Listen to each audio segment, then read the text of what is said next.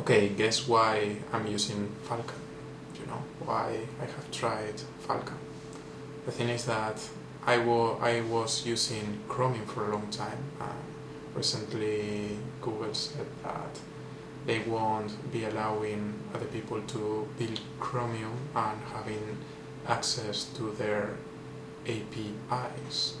So you won't be able to do many things that Chrome can do, like synchronizing your browsers. And this is important for me and most likely for the other people, because you cannot, you know, there's no way to save passwords in a reliable way in my phone compared with my computer. So being able to synchronize browsers is very useful for me. But the thing is that I suspect they have done this because of what you say. Basically, they want to copy the model that Apple has somehow. The wallet garden, and what they want is to extract as much attention and money from their clients as possible. But I think that it's a very bad strategy, because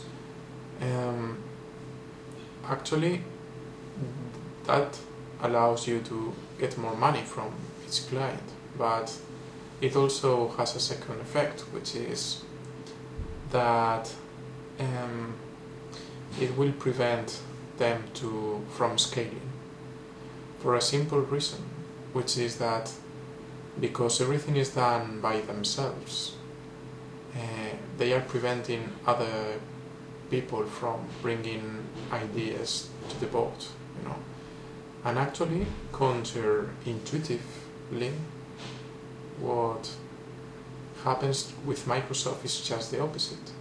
Microsoft has been so successful because doing the opposite of Apple, which is allowing all kinds of companies, competence, and other people to develop products on their platforms.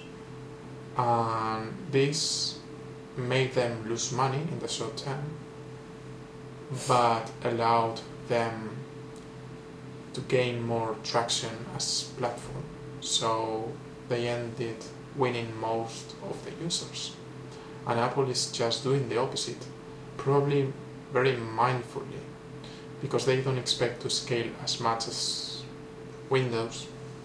What they are trying to do is to extract as much money from each individual client.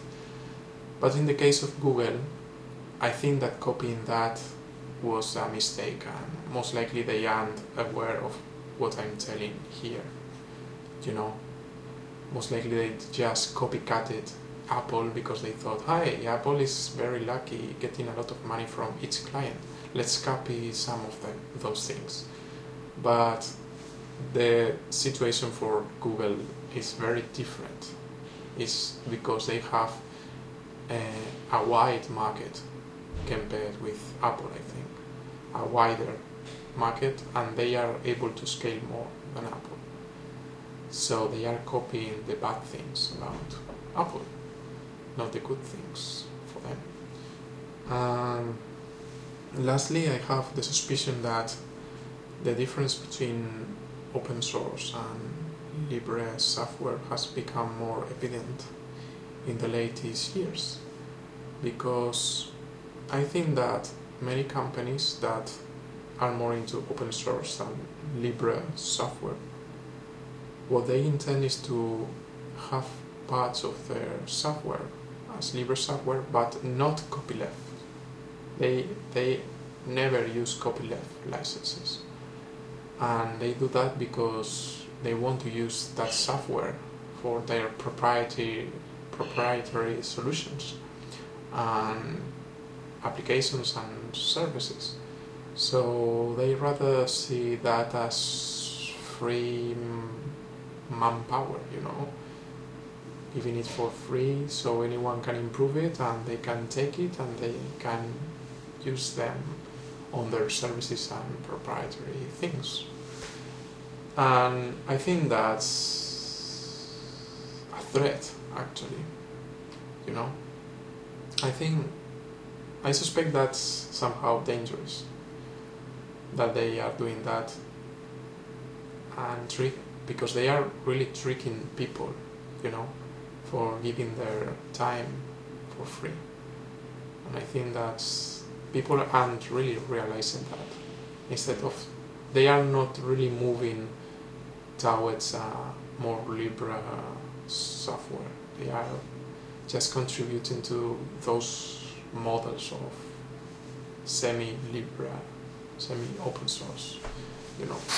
So those are my things, my thoughts. Hope you have a nice day.